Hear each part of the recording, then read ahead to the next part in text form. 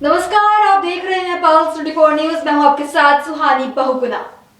अमरेली जिले के हेमल गांव में एक महिला पर तेंदुए ने रात को हमला कर दिया। घटना जाफराबाद तालुका के हेमल गांव की है, जहां 44 साल की मंजू बेन अपने आंगन में सो रही थी। अचानक तेंदुए ने हमला किया और महिला को घायल करके जंगल की ओर भाग गए।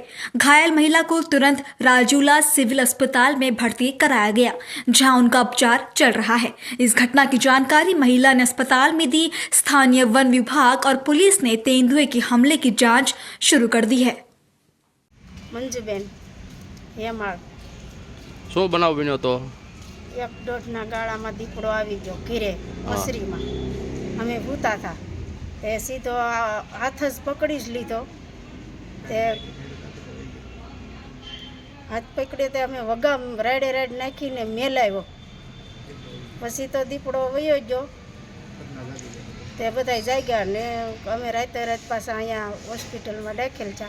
કઈ જગ્યાએ રાજુલા? અહીં સરકારીમાં હા હા, એટલે અહીં સારવાર કરી તમારે? સારવાર કરી અનીસર માર્યા.